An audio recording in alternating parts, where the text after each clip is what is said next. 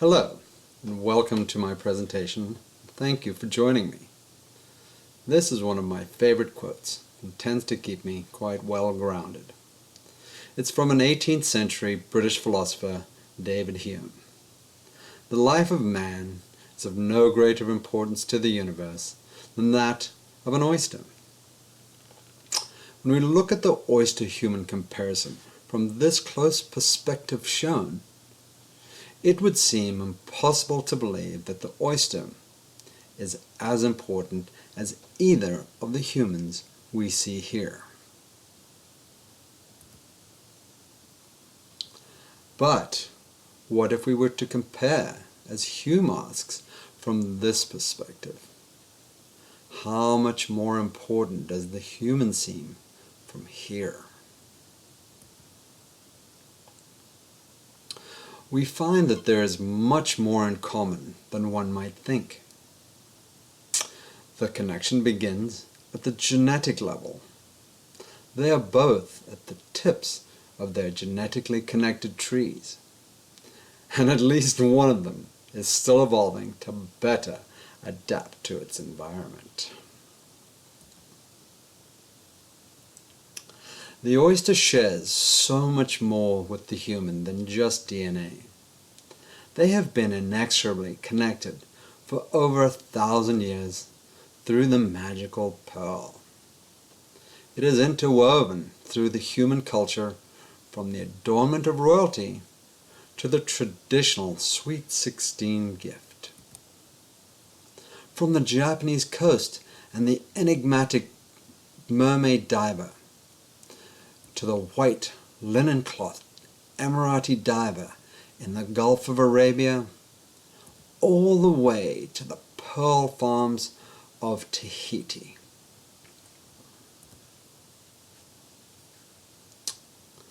The oysters are also connected to a vast and complex non-human ecosystems. They have been, in fact, termed as natural ecosystem engineers.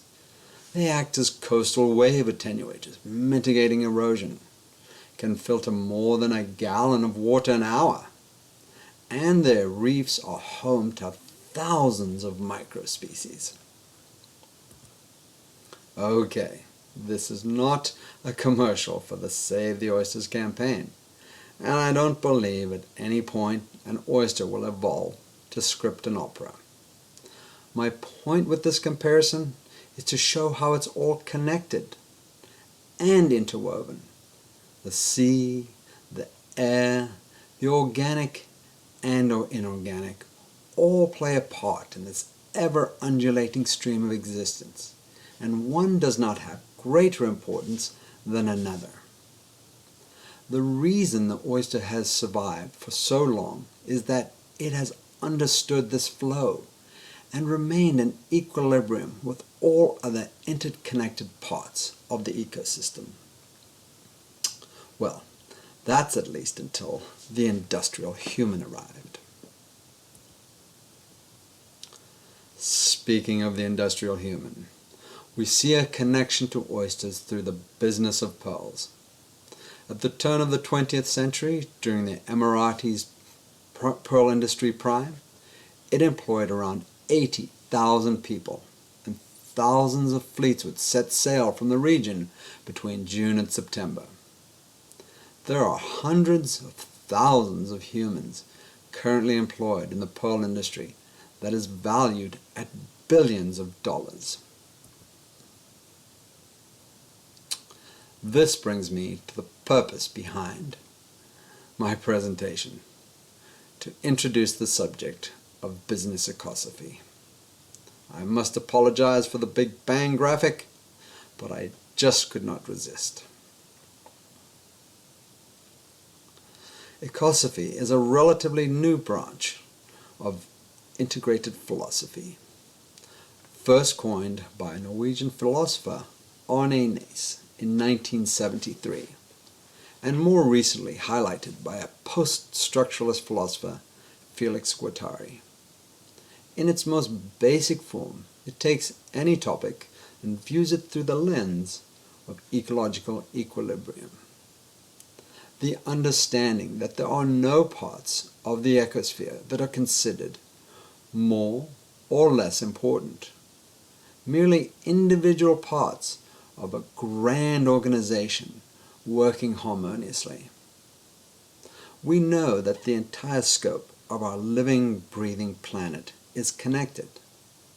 Ecosophy provides the tools to put into perspective this interconnectedness. Early organizational structure had highly centralized management and clear delineations between departments.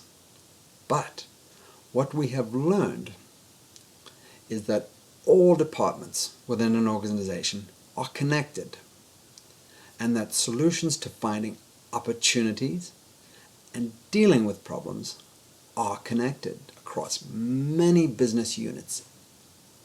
For example, if HR hires poorly qualified workers for a production plant, production suffers. Finances are affected. Managers are put under pressure, and senior management is forced to step in and try to sort the problem out.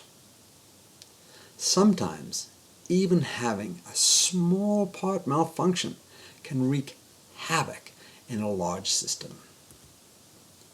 So, the idea of business ecosophy is to find ways to ensure that there is equilibrium within the entire organizational structure. A positive tension that has checks and balances to ensure that all units of an organization are functioning optimally to produce a positive result. So, how can this business ecosophy be incorporated into the business environment? It must be interwoven into the organizational fabric, starting at the highest levels, creating an organizational vision that embraces the ecological connection. Create an understanding that even the smallest decisions have an effect, such as the material in the clothes that are worn, to the cups employees drink out of, and the food that's consumed in the workplace. Every time a decision has to be made, the ecological considerations must be taken into account. This does not mean that the decision must always have ecological benefit, just that it should be considered as an everyday part of thinking. It's impractical to believe that every decision in business could have ecological benefit. But the more that are made, the closer we can come to equilibrium.